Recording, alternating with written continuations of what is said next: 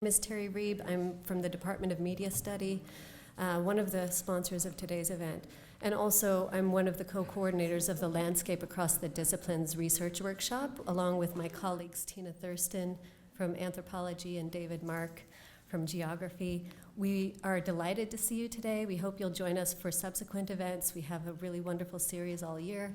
And if you'd like to be on the listserv to be alerted about those, there's a sign-up sheet in the back of the room that we invite you to put your email address down. And so today, actually, I'd like to introduce Teresa McCarthy, who will be introducing our guest speaker.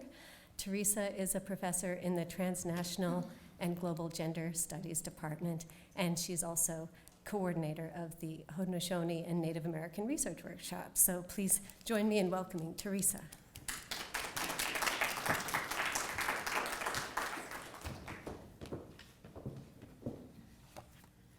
Good afternoon, everybody. As Terry said, my name is Teresa McCarthy. I'm Onondaga Nation and Beaver Clan from Six Nations of Grand River Territory, as well as an assistant professor of Native American Studies here in the Department of Transnational Studies.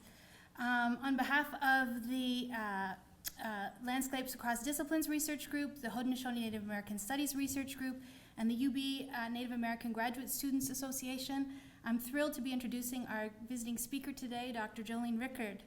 Not only are we fortunate enough to have her here, but to have her speak on this particular day is especially significant. Jolene's presentation is one of a succession of events being held on campus in celebration of Indigenous Survival Day.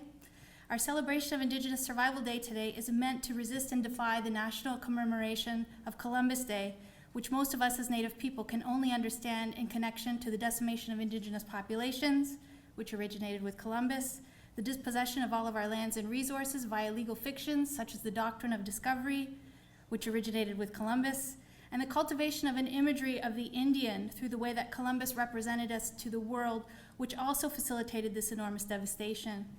So instead today we celebrate our survival despite all of the efforts to eliminate us as Indigenous people which have flowed from Columbus.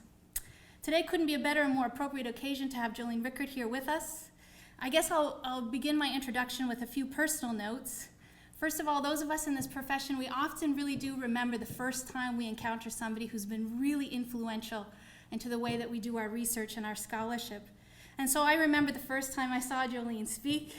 It was in the early 1990s. I saw her do a presentation as one of the artists that had contributed to an exhibit called Godini Goha, The Woman's Mind, which was held at the Woodland Cultural Center, which is the Native-operated museum at my territory of Six Nations of Grand River. The exhibit foregrounded the significant role of women in Haudenosaunee intellectual traditions in terms of our relationship to the land and to the natural world. And although I remember her incredible installation, which was really anchored around the Sky Woman figure in our creation story, what has always stuck in my mind was this statement that she made in her talk. She sort of expressed her disdain for being called a minority. She said, "I am not a minority." She made this declaration. She said, "I am the majority of the people within my own nation." And she was just so forceful and fearless, and I always remember that first encounter and that statement. I later got to know Jolene much better when she was a junior faculty member here. She organized a conference titled Reimagining Iroquois here at UB in the late 1990s.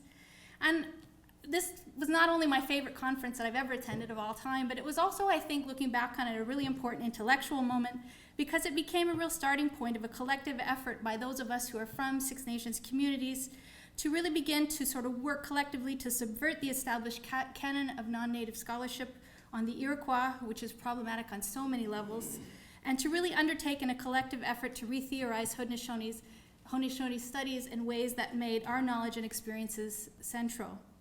It was just an incredible conference. We sort of fought a snowstorm, a blizzard to be here and be part of it.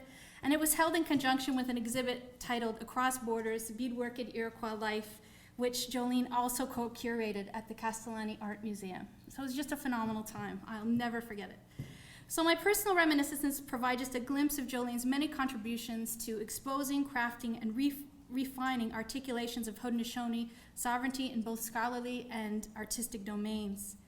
Jolene Rickard's work has not only been influential to re-theorizing Haudenosaunee studies, it continues to shape the discourse on Indigenous identities and political landscapes at large. To this end, she is a visual historian, artist, and curator interested in issues of indigeneity within a global context.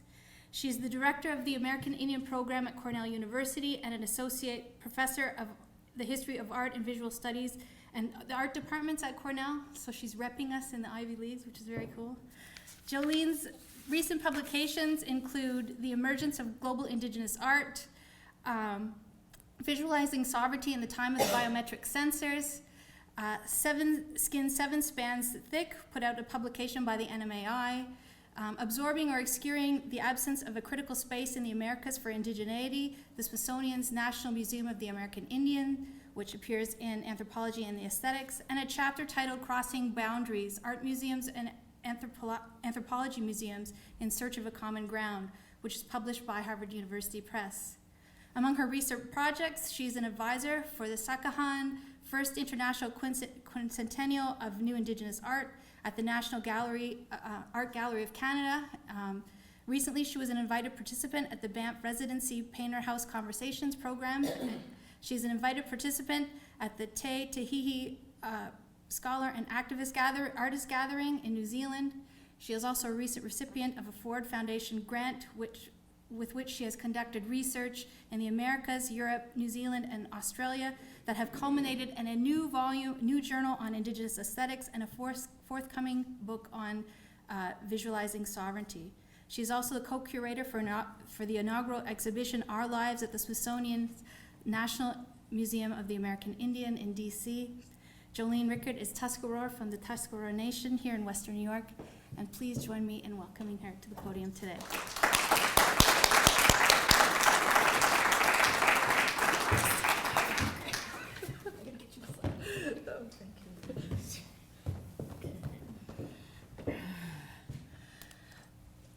Nyawa Teresa, Tra'askanaha, Sego.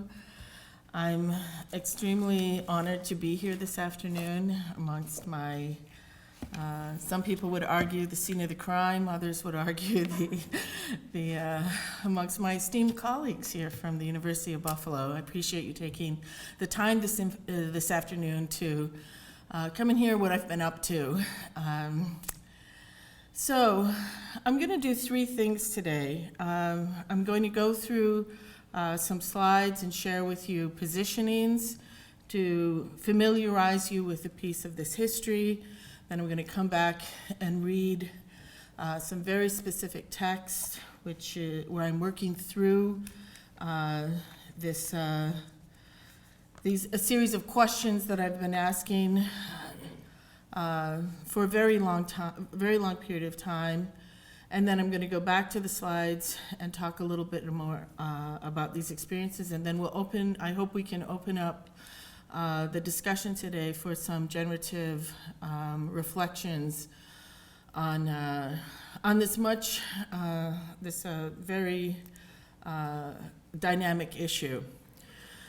And so I just want to share with you that it's an impossible project, the project of trying to define some kind of cogent understanding of what it means to be indigenous on a global scale. I think that just it's preposterous that I would even call a project out in this way. Yet at the same time, we need to think about these broader mappings. And I'm influenced by, I have to witness and acknowledge the influence that leads me to these discussions, because I've come to understand that as Haudenosaunee people, we operate in the world in a slightly different way than even our other Indigenous brothers and sisters. And it becomes ever more present as I move through Indigenous worlds. And so it was important for me to get out of North America and begin to understand the construction of Indigenous spaces in other parts of the world, because it made me understand what is really significant about what our people did, the Haudenosaunee people did. And this brings up for me a kind of starting point for the lecture that I'd like to share with you today. And I'd just like to thank Terry Rube for inviting me to her class this afternoon and for sharing some of the insight that she is bringing to the discussion and how she's working through some of these questions. And it was just really very heartening for me to think about some of the issues, the way in which she's framing them. And one of the things that just our little time of exchange helped me to understand is the possibility of some of the tasks at hand here this afternoon, because there are so many different entry points in a cross-disciplinary practice. And so sometimes, what I worry about is, I worry about things like, is it too specific? Is it not specific enough to actually have meaning? And so one of the things that we need to acknowledge is that there's multiple historical epistemes in play in this kind of lecture, and in this kind of exploration, this kind of query into both the academy, the archive, and into indigenous systems of knowledge. And in that, there are histories that need to be put in place in order to fully embrace what the concepts are based on. And so I thought I might try introducing a little bit of some of the poles that anchor the opportunity to do a more contemplating investigation on the notion of an aesthetic practice. And I just want to be out there and say that I think the term aesthetic needs to be torn apart and deconstructed. I think that we need to understand it beyond its Western philosophical underpinnings. But that is not going to be the focus of this work, because I think there are other histories that need to be put in place before that can really be opened up. And so, but from my title, I think you can pretty much tell that for me, at some point, it's all about the land. And there's an interesting kind of thrust in Indigenous studies right now where in some pockets or some circles of Indigenous studies where there's a kind of, oh, it can't be about the land, we have to move off the land, it can't be about, that can't be the central part of the discussion. And so it's really, I have to say that maybe the tragic flaw in my analysis is that it's difficult for me to take that out of the equation. And so the way I put all of this together is really based on, first, the oral histories that I inherited in my family of the important work that Descahe did when he went to Geneva to address the League of Nations. And what I take from that is that at that period of time, the Haudenosaunee already had this very strong consciousness of our selfhood, of what today we call as self-determination, what we think of as sovereignty, how we define nation building at that period of time. And I think there's a certain irony, and I write about this in the biometric sensors piece, that at the same period of time that many Indigenous communities are struggling to form nation, the rest of the world is critiquing the futile space that nation is in relationship to the industrial complex. And so I think that it's all of these things, yet at the same time it's difficult for me to step away from that formulation as a formulation of empowerment for our people. I want to call your attention to the Basic Call to Consciousness, which was co-authored by John Mohawk, Professor Mohawk, who was one of the founding intellectuals in the Native Studies program here at the University of Buffalo when it was still American Studies. And I think that the Basic Call to Consciousness is one of the key underpinnings of Haudenosaunee studies, and I'm going to argue has a direct relationship to the work that's being done today at the UN and the ongoing understanding of sovereignty. And so one of the things that I'm looking at as a global structure is the structure of the way in which the UN Declaration of Indigenous Rights is useful or a tool, or what role does it play in relationship to the ongoing formation of indigenous cultures globally. And it now is something that is set in place, and I think that the focus on culture, which is a section of the Declaration, needs to be looked at by people who are not invested in culture from only an anthropological perspective. Because I think that we have to really be careful and take into consideration the impact of this document on what I'm going to argue is the lifeblood of our existence. And so, but it's this kind of relationship between activism in our communities and then activism that took place in the 20th century that shaped who I am, that shapes who Indigenous scholars are today. And so we can't omit that many of us came of age in the time of Red Power, Alcatraz, multiple occupations. One of my favorite lectures when I was in American Studies here at the University of Buffalo was John Mohawk's stories about the occupation of the Bureau of Indian Affairs, because he was there. And so there is a generation of scholars, a generation of knowledge holders in our communities that some of us had the opportunity to actually meet and spend time with and get from them their perspective, the way in which they understood that moment at that period of time. And I always thought it was interesting that the cover of Red Power was actually a photograph that was taken at Tuscarora.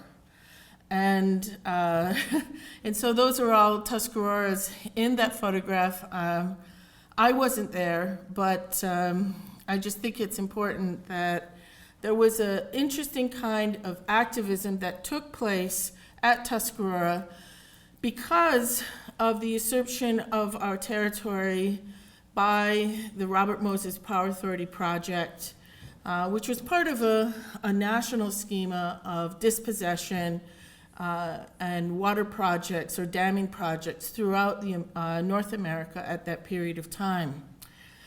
And so I'm going to switch over into another disciplinary space.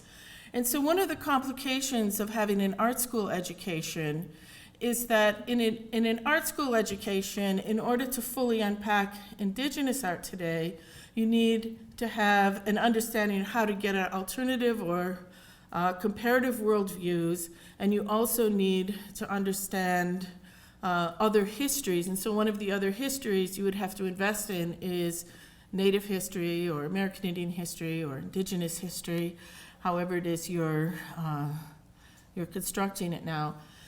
And so you'd have to be working with, and it's interesting because in North America, you have to be a cross-border worker, because in order to fully comprehend the Haudenosaunee people, you also have to understand Canadian national histories and constructions, and also the political space of Canada in conjunction with the differing political space of North America. And so there are some methodologies that are in place now. Mialani Trask and some other scholars have written texts around this sort of like framing of decolonizing space. But what's interesting is that in Canada this past weekend, a conference took place called Decolonial Aesthetics. And it was interesting to me because in Canada, citizens in Canada are constructing themselves as settlers. I think this is a profound shift, because in the United States, that language of colonial settler space and the construction of the citizen as a settler is not really part of an American consciousness. At the same time, because I because one of the methodological thrusts that I was introduced to here when I worked on my PhD is that in order to fully understand anything about Native peoples, you have to in some way know something about the law. One of the truisms that I was able to embrace in my very thin grasp of legal structures is that indigenous peoples in the United States technically have more legal rights than indigenous peoples in Canada. And so I think it's important to have perspectives on these things. And so in the United States, one of the key moment and turning points was absolutely the occupation of Wounded Knee. In Canada, you have to be conscious that the key turning point was Oka. And so in the United States, on the as part of like the Confederacy culture, the culture of the Haudenosaunee, there's the role of enacting our history has been very important. And so this is a photograph taken at the Canandaigua Treaty enactment that goes on now every November 11th. But the personal formation, the meaning formation for me in my life was my grandfather's organization, one of the founders of the Indian Defense League of America, that was based on the work of Discahe and the trouble that Discahe had at the border. And it was actually this organization that politicized me at a very early age in my family. And so the discussion of sovereignty, the discussion of nationhood, the discussion of borders was part of dinner table discussion in my home growing up. And this idea that in order to create a space for oneself in the world wasn't something that was given to us, but it was space that we made, is something that was present in my life. And it was present in my life through physical demonstrations of our rights. And so on the third Saturday of July for the past 80 years, people from the Algonquian and Six Nations communities gather at our borders, and when we cross into the United States, we call it a recognition of the Jay Treaty. When we go the next year into Canada, we call it a commemoration of the Jay Treaty. Because Canada has yet to pick up its trust responsibility to the meaning of us moving freely in our homelands. And so this is the world that I came up through. And when I saw the work of Alan Michelson's installation, Third Bank of the River, which you're seeing just the blue glow from it at the Three Rivers, what they sometimes refer to as the Three Rivers Crossing, but it's actually the border at Akwesasne between the United States and Canada that's located in the Mohawk community. His installation of the representation of the two-row, I think is a really important marking of our political enactment as a reminder to settler colonial governments of the ancientness, while at the same time, the contemporariness of Haudenosaunee people. And so the media piece is about 3 minutes long, and I'm going to play it for you. And it's actually taken at the Grand River outside of Brantford, but he's trying to create a sound piece as well as a conceptual piece that brings together the complicated space of negotiating the two-row today.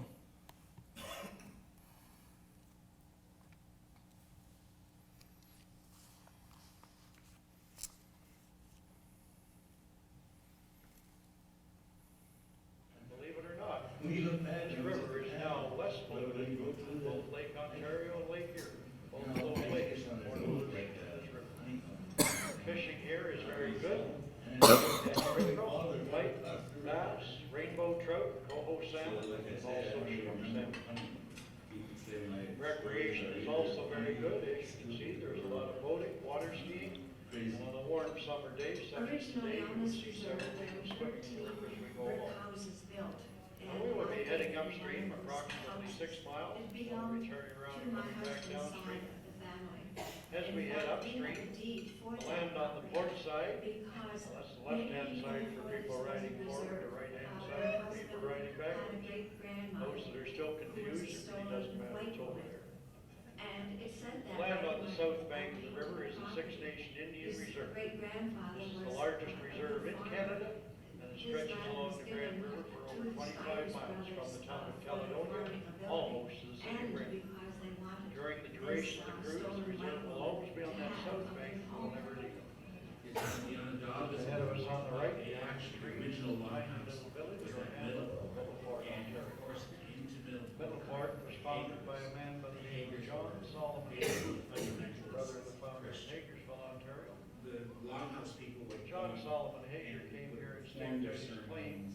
He had problems with the neighbors. Directly ahead of us behind the trees was a pine tree. That pine tree was the site of Indian sacred ground. John Solomon Hager staked out his claim behind me here on the right. He and his son were settling on their sacred ground and tried to drive him off. And as a result of Beat him that, up several times and left him for dead. Each time he managed to survive, he eventually took to the court. Won the court case on the grounds that the natives lived on the south bank of the river, and his claim behind me here on the right, which is east of the sacred ground. After the court case, they became very good friends, and stayed side by side for the rest of his natural life. I, for one, have to be very, very thankful. My wife happens to be very, very good. Okay. And so I'm going to move to the piece of Greg Stott's called Dark String, 2010. And the Stott's piece, and here it is. I just want to point back to, for those of you who might not be familiar, this is the wampum, the two-row. And so you have to understand where the two-row is located historically within Haudenosaunee culture to fully embrace both the work of Michelson and Stott's, but at the same time, the aesthetic of both of these works appeals to a modernist sensibility, which I think allows it some agency within aesthetic practice at large. So this is a live feedback installation, and it's activated by the voice. And so part of the use of wampum in our communities is through the process of condolence. And the wampum is held in the hand, and the process of condolence is an oration that is meant to help us through difficult times. And so he's visualizing what the dialogic is between the wampum and the voice in this piece.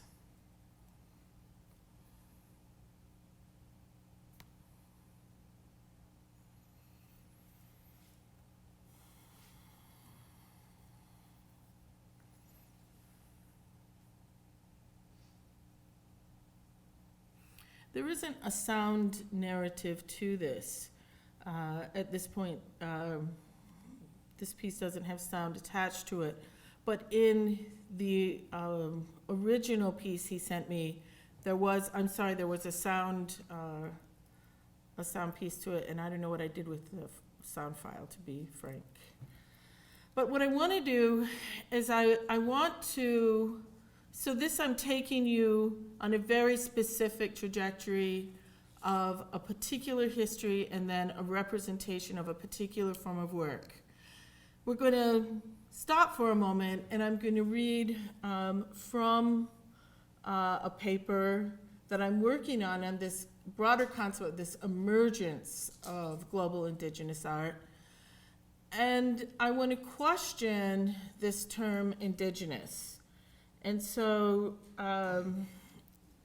one of my great teachers is also here, so I'm really nervous. Agnes Williams came in, and she was, when Teresa described that moment, she remembered me. I described the moment I met Agnes, and someday I hope to share that story with you as well, because she taught a class on Indigenous women here that was incredibly formative for me.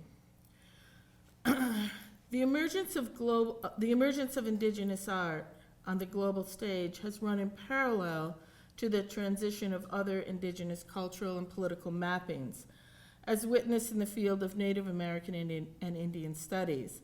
The development of Indigenous studies and the establishment of the United Nations Permanent Forum on Indigenous issues.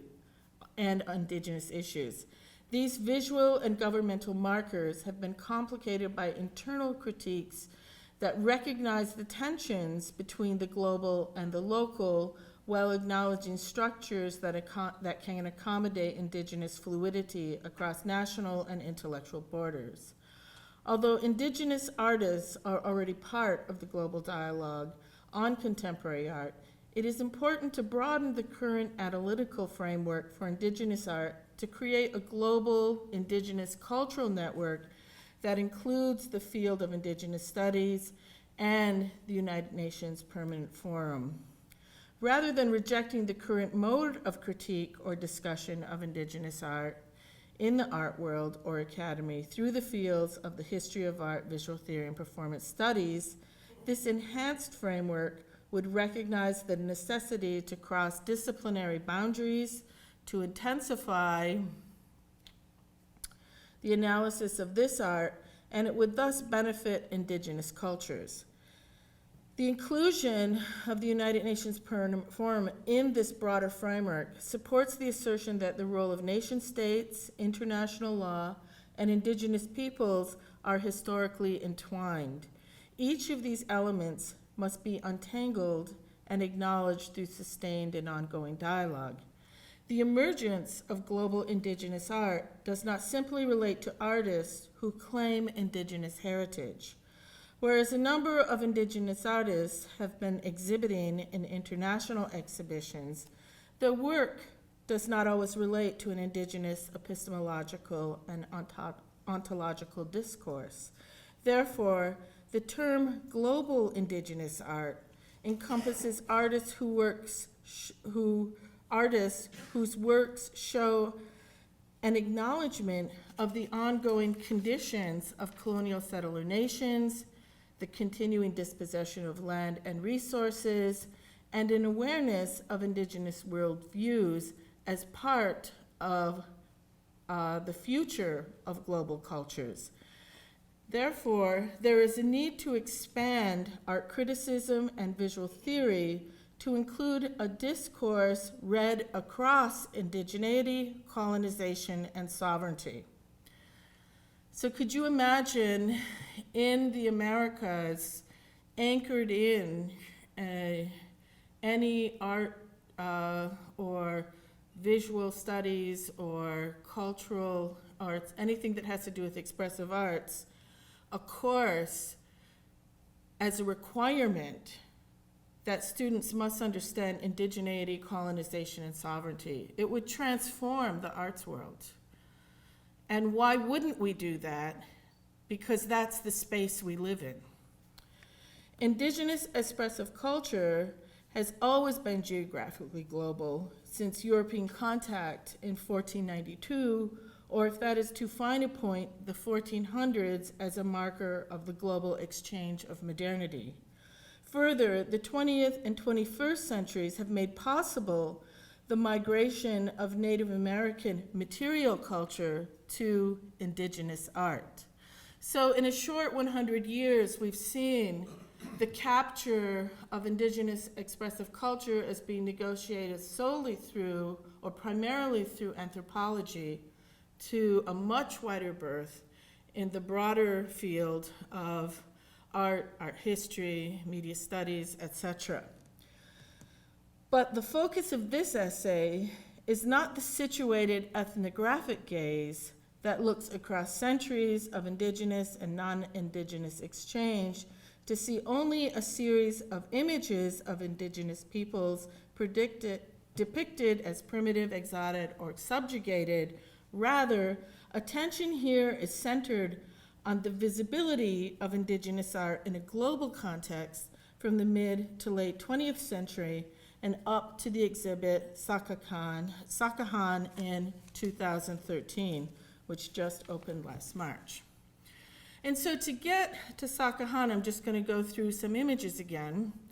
And I want to point out that I became interested and began noting, everybody in the arts world noted, that the global local meant in order to be made as an artist, you had to be included in international exhibitions. And the oldest and most prestigious of the international exhibitions has been the Venice Biennale. And the Venice Biennale is used as a model for other subsequent international exhibits. And for those of you that are involved in museum studies, you are familiar with the desire that a country that wants to catch the world's attention, one of the things it wants to prove is its aesthetic viability. And so the role of the international exhibit, or the international biennial, or the triennial or quinquennial, all of these different terms are present, is part of this larger constellation of arrivals.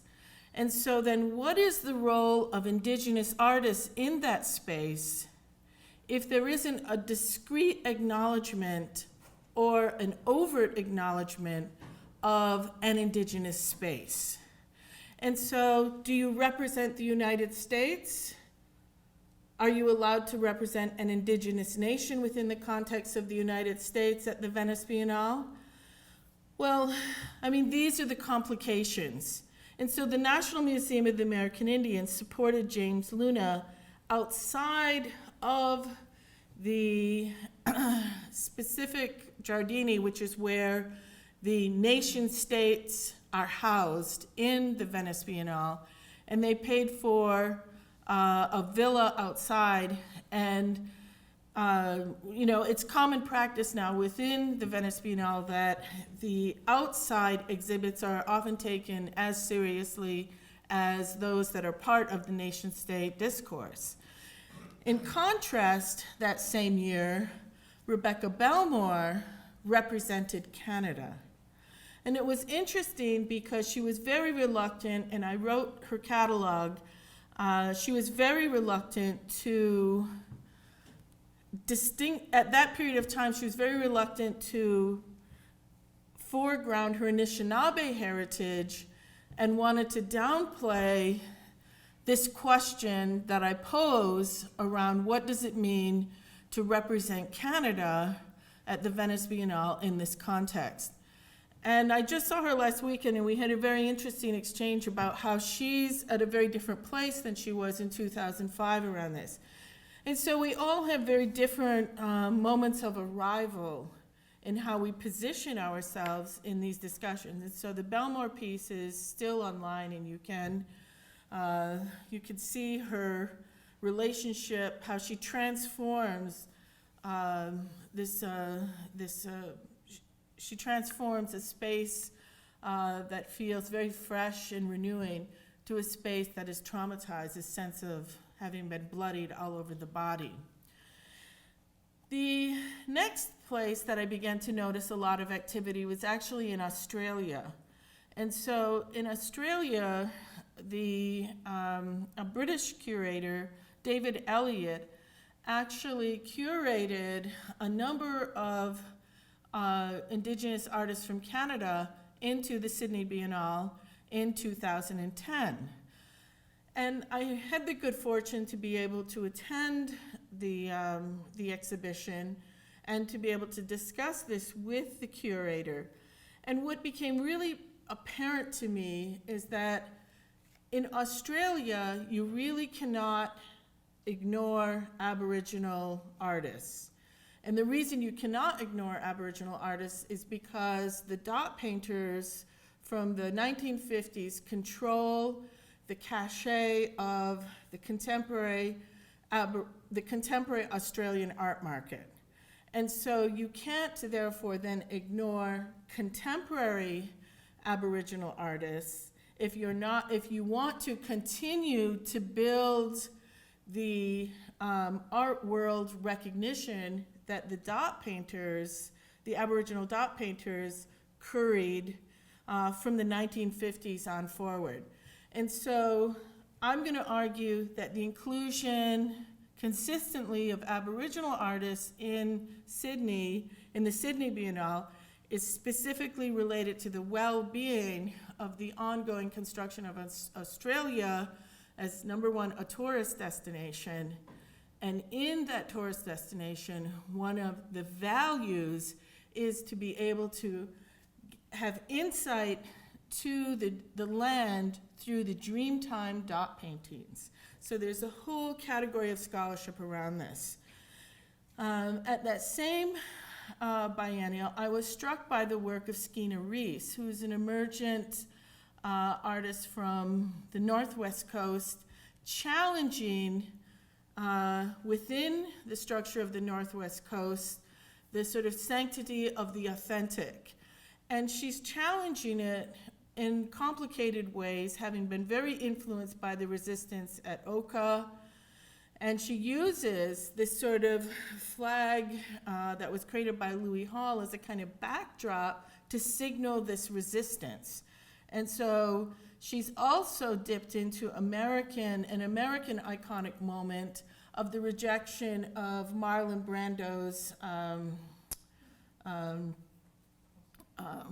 Marlon Brando's Oscar through the presence and voice of Sacheen Littlefeather. And so what an artist like Skeena Reese brings to the discussion and complicates, she reclaims a kind of sensuality, a kind of sexuality. She's not afraid to challenge authenticity from a cultural space that she's part of. And at the same time, she's elevating, she's using all these forces to talk about colonization in a very particular way. And she's using the vocabulary of a kind of contemporary rap.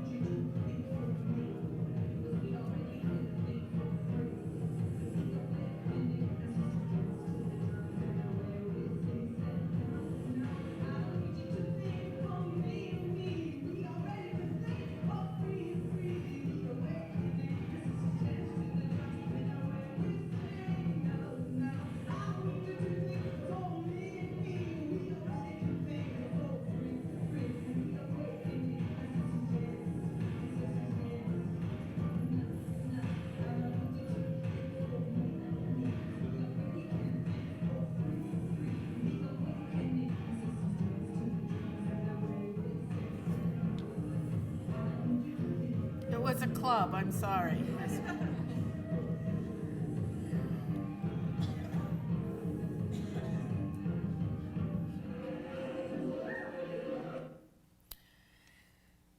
And so, the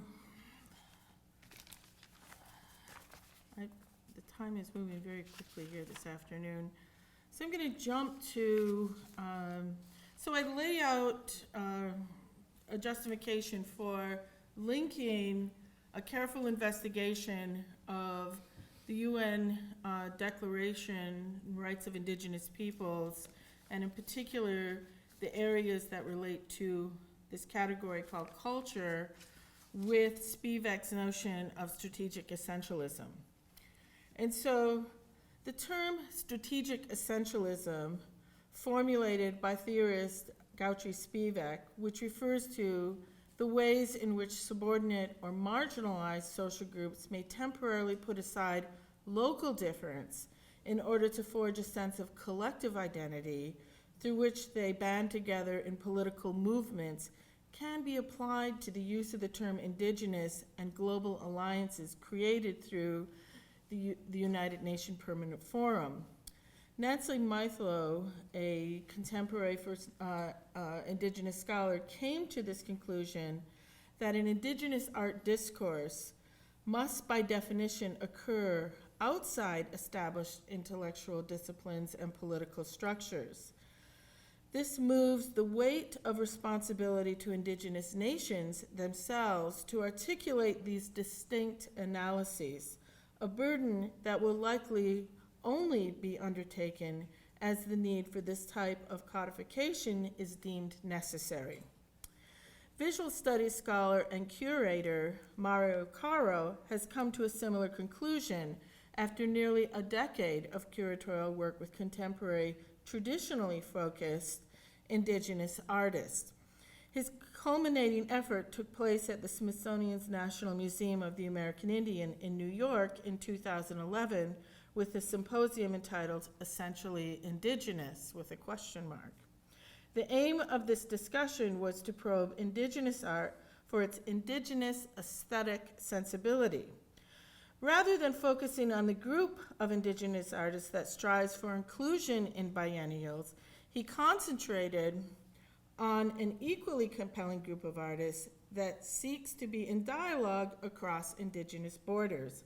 Caro was instrumental in organizing a 2002 cross-indigenous dialogue at the Evergreen State College Longhouse Education and Cultural Center in collaboration with Creative New Zealand.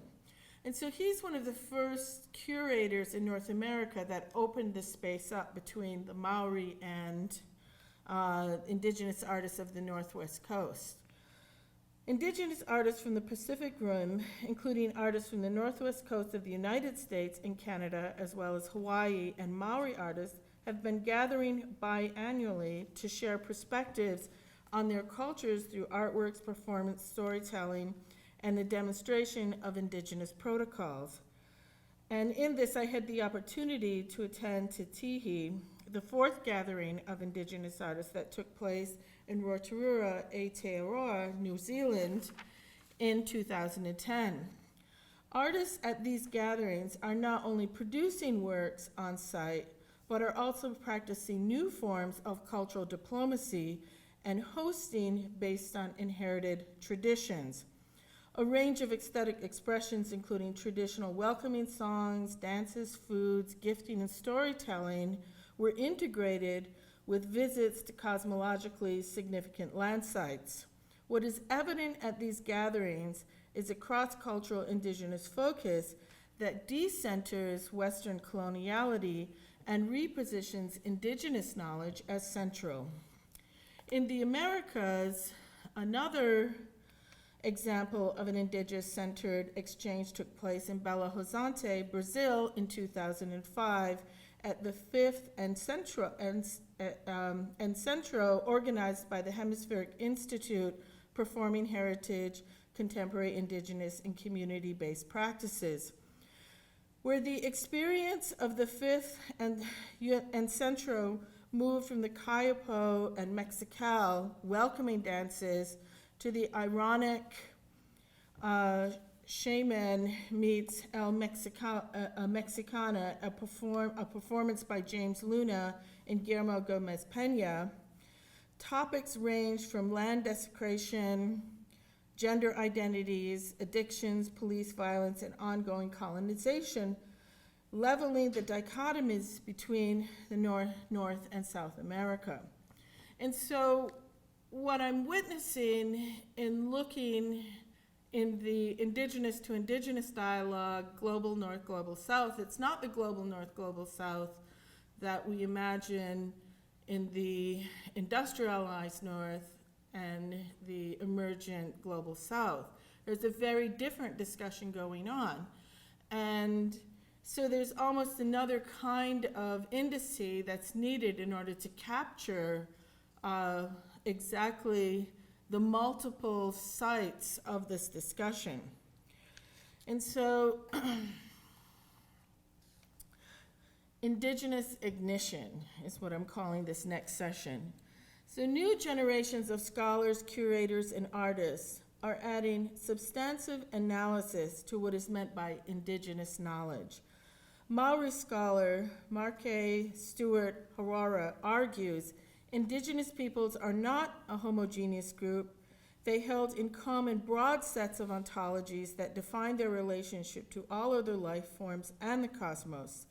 Choctaw scholar Jody Bird points to the work of leading Maori scholar Aileen Morton Robeson's assessment of sovereignty. Our sovereignty is embodied. It is ontological, our being, and epistemological, our way of knowing, and it is grounded with complex relations derived from the intersubstantiation of ancestral beings, humans, and land. In this sense, our sovereignty is carried by the body and differs from Western constructs of sovereignty, which are predicated on the social contract model, the idea of a universal supreme authority, territorial integrity, and individual rights. And so what I'm trying to tease out here is that the role of our bodies in relationship to making this process of expression is a form of sovereignty, and perhaps the most profound form. And I look to actually the work of a Native American artist, Frank LaPena, who in 1994 participated in a bold curatorial experiment called This Path We Travel, also at the National Museum of the American Indian. Bold because it dared to suggest that art has a transformative role in the ongoing formation of society, and in particular in Native American communities, perhaps an anti-post-Indian sentiment. LaPena wrote, by showing how to integrate the present with the past, artists are not always understood, but their ability to be flexible and accommodate change makes art relevant, current, vital. Like the work of its artists, a dynamic and living culture is also flexible and aware of choices. This is the key to survival. According to Australian American feminist scholar Liz Gross, who by the way used to teach here, quote, art is the way in which life experiments with materiality or nature, and in order to bring about change. So I like that quote because I'm on that page where I believe that change is the only constant in the lives of indigenous peoples. A recent response to change as colonization was the adoption of the United Nations Declaration of Indigenous Peoples by the UN General Assembly, combining and advancing the international body of indigenous rights. And here I quote a scholar that's dealing with the UN Declaration named Linthrop. The implementation of international political and legal instruments concerning indigenous peoples gives indigenous peoples increasingly better chances to collectively resist state encroachments and to connect local struggles at the global level. And so the presence, so I'm trying to advocate or comment that the presence of indigenous art at the global level is as critical to our ongoing political sovereigntist, self-determinationist, and survival mechanisms as documents like the UN Permanent Forum Declaration of Indigenous Rights. And that by continually opening up these spaces, that it demonstrates a kind of ongoing formation of our communities, hold on a second, as being dynamic. And so a dynamic peoples are not a peoples that are readily subjugated. And the latest example of this was my role as a consultant in Sakahan. And in this, for Sakahan, I wrote, "The emergence of global indigenous art is about to change.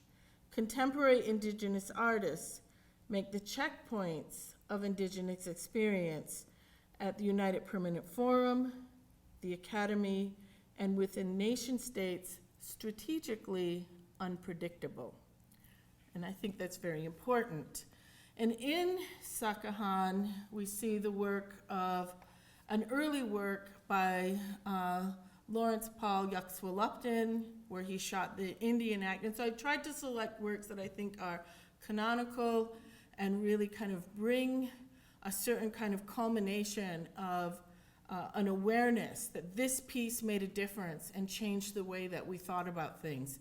And so he shot the Indian Act, and in 1997, Rebecca Belmore's Fringe, where she's actually talking about the, although it's a very painful image, at the same time, you know, this idea that she can bear it, that the body can bear it, that it can endure it and move on, I think was critical. We see the work of Cherokee artist Jimmy Durham. And Durham is interesting in that what he wanted to do, he's done this series of pieces on using stones and crushing large things. And the observation that he makes is that the world that he lives in now, because he's located now in Rome, at the time he did this piece, he was in Berlin, that most of Europe's history is embodied in stone. And so he sees this as a kind of metaphor of Europe in the world. And then we see an interest. This is a large scrim or a digital print. It's actually a fabric print that was in the entryway of the National Gallery of Canada. And it's interesting, the backstory on Sakahan. You know, the former curator from the Albright Knox, Mark Mayer, was actually the director that authorized the largest budget ever mounted by the National Gallery of Canada to do Sakahan. And he did it because he felt it was ethically the right thing to do. And it was interesting that, you know, I think, and it's interesting because when I've spoken with Mark about this, he very much feels that part of his own awareness, he's a Quebecois, but then part of his own awareness of the importance of indigenous spaces in the Americas came from the kind of consciousness that was raised when he was here in Western New York, although he couldn't enact it at the time at the Albright Knox.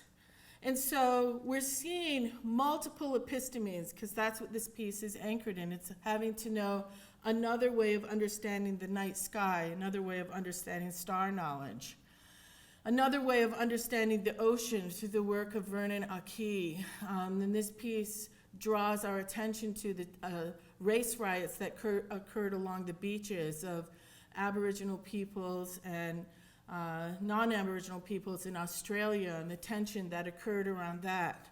We see an interesting, I've done work in Taiwan and coming to understand Taiwanese political indigenous space.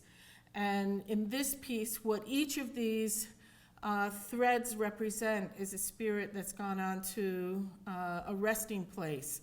And so this piece is a kind of a memory piece for all the people that have gone on. One of the most profound pieces, I think, in the exhibit is a piece that was a collaboration between a Mexican artist and Maya artists. And they took a cloth from a jailer's cell where they were bringing the bodies for the lost women. A Maya woman's body had been badly beaten in Guatemala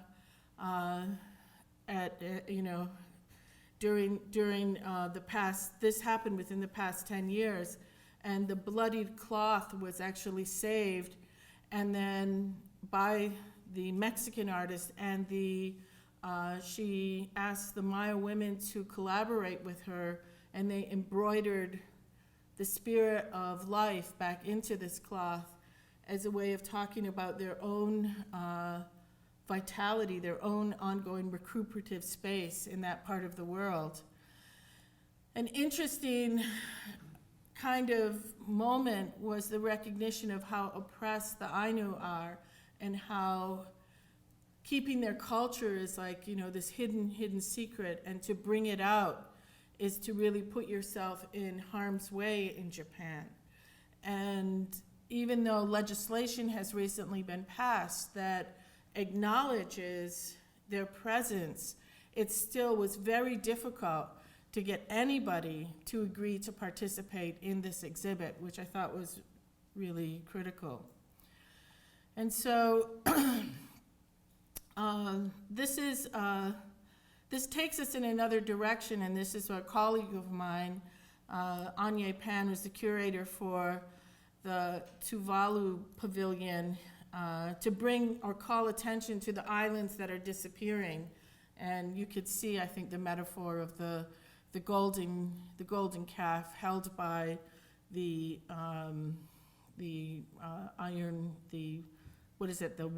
oil well rig. And so I just wanted to close this afternoon, and hopefully we have some time for questions and discussions, for some observations on a little piece that I did that is traveling in an exhibit curated by Iftikhar Dadi on the notion of the border. And this piece I titled Fight for the Line. But I'm living in Cayuga territories right now, and it's very present for me that the Cayuga remain a dispossessed people, and they haven't been able to reestablish a foothold in their homelands.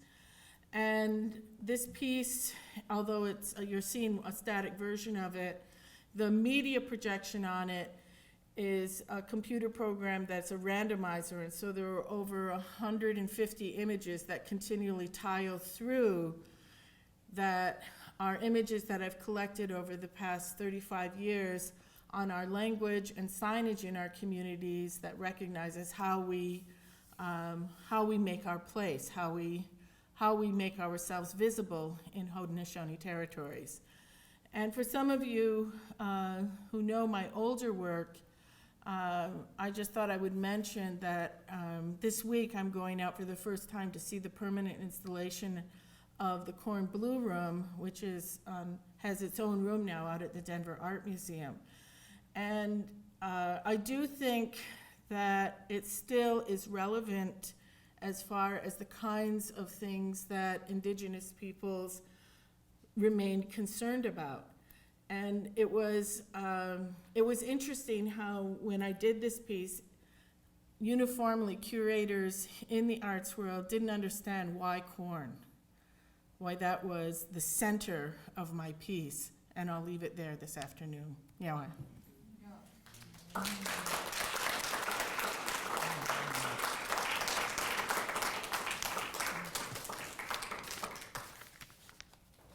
hope you have some questions or comments, corrections. Maybe we could bring the lights up.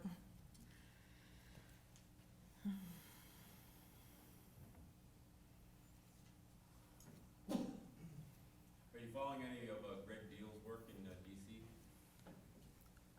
I'm sorry. Greg Deal, he is,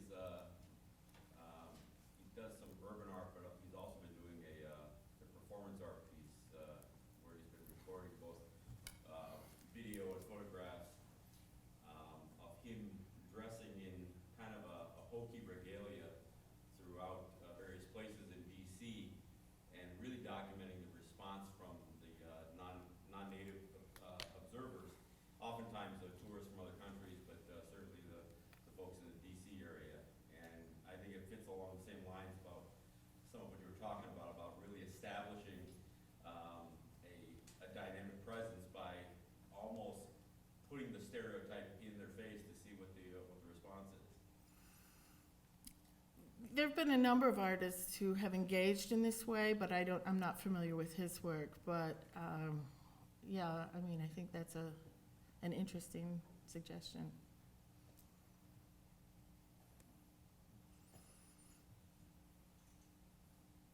Yes. Could you explain a little more about the idea of the settler versus the U.S. version as not exactly settlers? Yeah, this is a hard discussion, and I think that it's something that, you know, it could be a real kind of conversation stopper, because I do think there has to be a consciousness about the fact that indigenous peoples in the United States have never had a moment of reconciliation with the United States government. So the process of reconciliation is going on in Canada in various ways. At present, the most overt is through the recognition of the tragedy that took place around the boarding schools, or the internment of students in the boarding school area. And the same thing took place here, but there hasn't been the same kind of national recognition. And so, so yes, there is a conversation going on in Canada, and I'm not suggesting it is the right conversation. I'm just acknowledging that it was interesting to me that it's going on, that the Canadian citizens, non-native Canadian citizens, are acknowledging that the formation of their nation is from a colonial space, and that the colonization of indigenous peoples is part of their history, and that they are not the title holders of this place historically, and that they are more recent settlers to this place. And so I think Canada is different in terms of its approach towards the discourse of diversity in really important ways. The difference in landmass, the difference in population, the difference in binaries, the shifting binary from a black-white space in the United States to now Latino-American space as far as the dominant binary in the United States. I think that the dominant binary in Canada is what they refer to as Aboriginal or First Nations and Canadian. And I don't say white Canadian, I say Canadian, because Canadian's incredibly diverse population now that isn't anchored in visual race politics, but is very much anchored in a kind of settler politic, which is complicated by the growing or emergent dynamic, very dynamic indigenous population, where most of the indigenous population in Canada is under the age of 25. So it's a very different dynamic. But nonetheless, I think that it's an important discussion because it brought things out, like the term indigenous is used in post-colonial studies to refer to indigenous peoples around the world. And so then how do we parse that out in relationship to the kind of indigenous colonial settler narrative that is the experience that I'm identifying versus someone whose people have been from that place of the world, you know, from for a long period of time. And so I'm not sure if that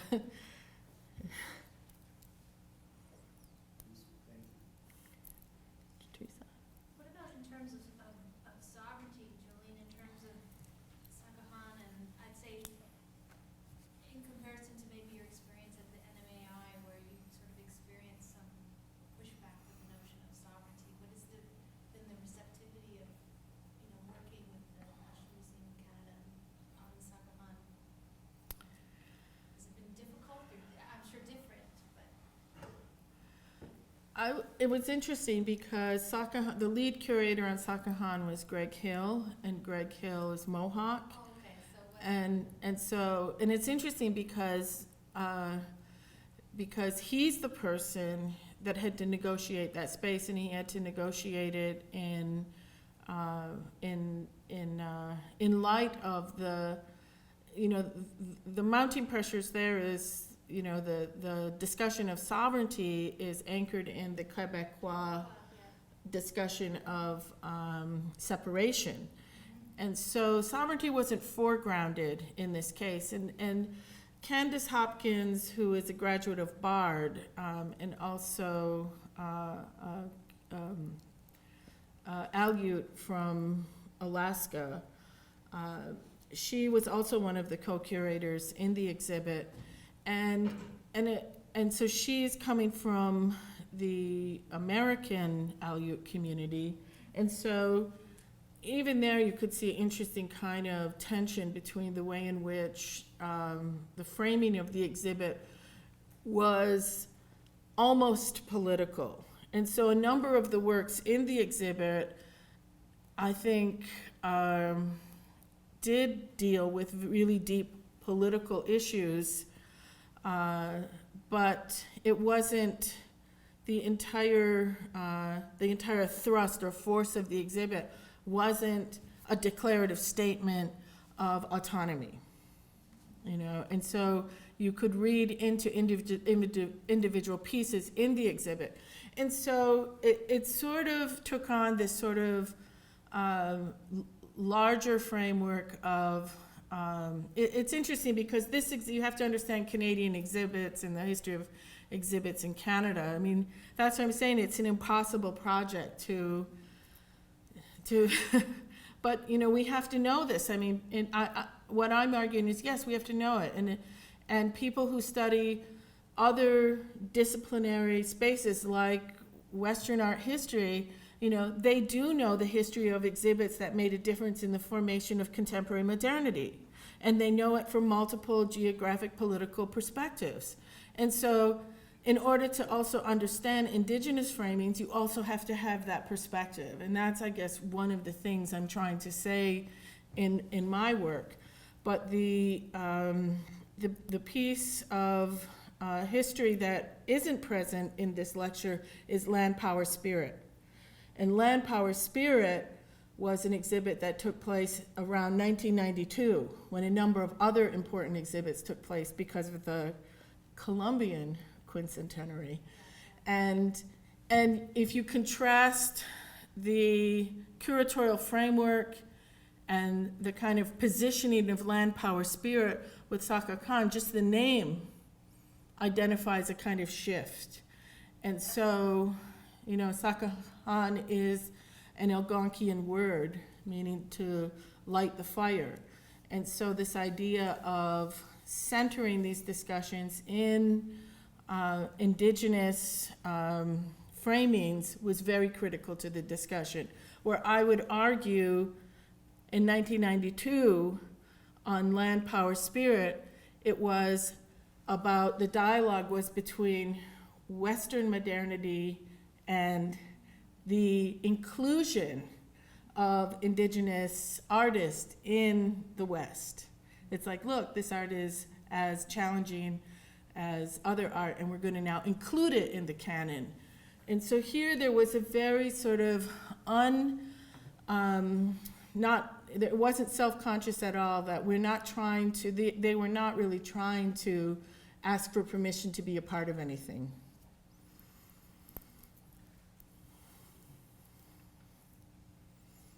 Yes. So, Jolene, you were talking earlier today in the context of the class about the kind of terms of sovereignty shifting from what we think of as anchored in land or in paper to media, and media really broadly is, I think you evoked this argument just so powerfully around what making is as a kind of intervention.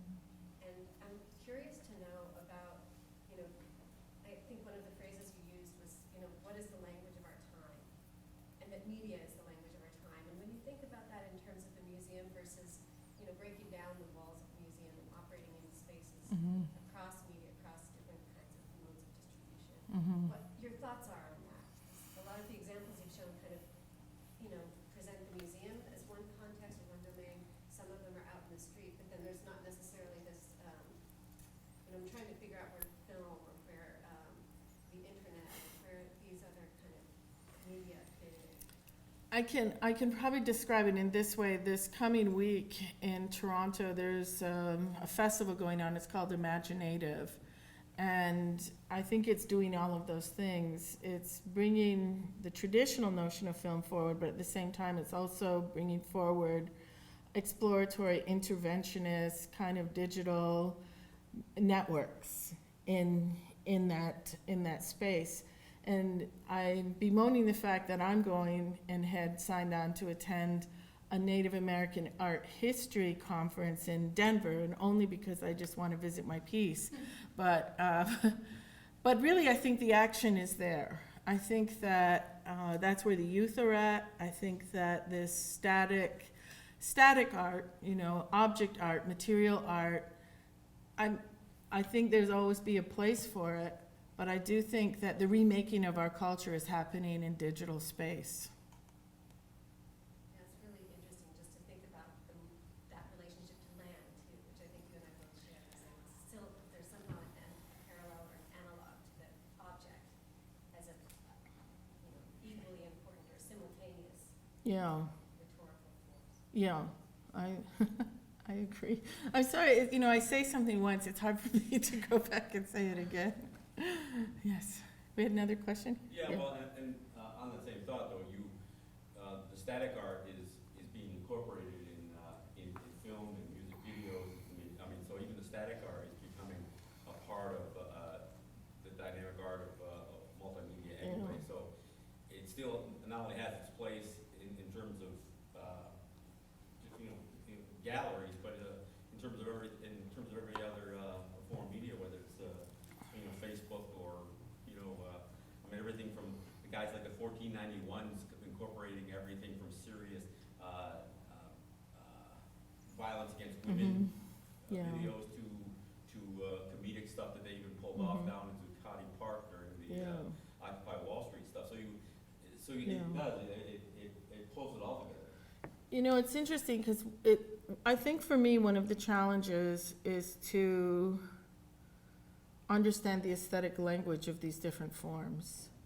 And I think so I do think that it's difficult too, because a number of the forms that I showed here today, that's a language that has a very specific historical trajectory, where you can begin to see the influences and you begin to see the synthesis or the commingling or the heritage of it and so forth.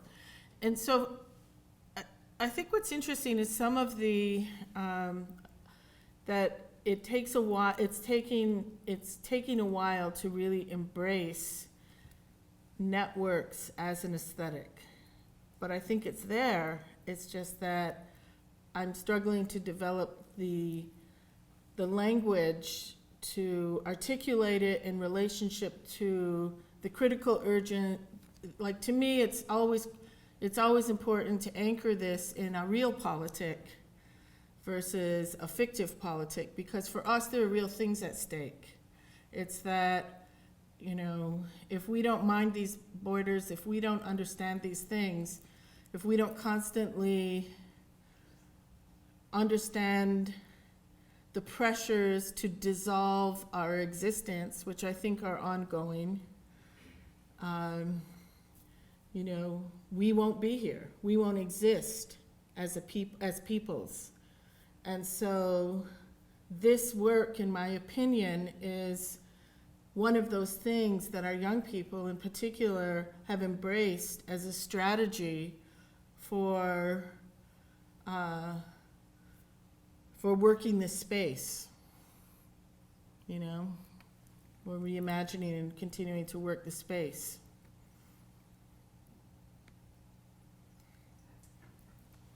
Thank you very much. Okay, thank you. Thank you.